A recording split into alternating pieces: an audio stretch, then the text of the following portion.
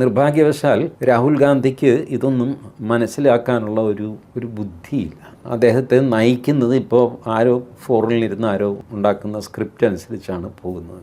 അല്ലെങ്കിൽ റേസ് ചെയ്ത ഇഷ്യൂസ് എവിടെ പോയി? വോട്ട് ചോരി. ഇപ്പോൾ എവിടെ പോയി വോട്ട് ചോരി? എന്തൊരു ബഹളമായിരുന്നു. തൃശ്ശൂർ സുരേഷ് ഗോപി വോട്ട് ചോരി നടത്തിയെന്ന് വലിയ ബഹളമല്ലേ. ഇപ്പോൾ എവിടെ പോയി? ടി എൻ പ്രതാപനില്ല, വി എസ് സുനിൽകുമാറില്ല, സുരേഷ് ഗോപി പണ്ടേ ഇല്ല, ബി ഗോപാലകൃഷ്ണനില്ല.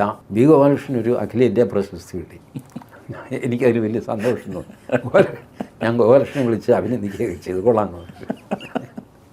അതിനിടയ്ക്ക് ഡാൻസും ഉണ്ടായിരുന്നു. ഡാൻസും വൈറലായി.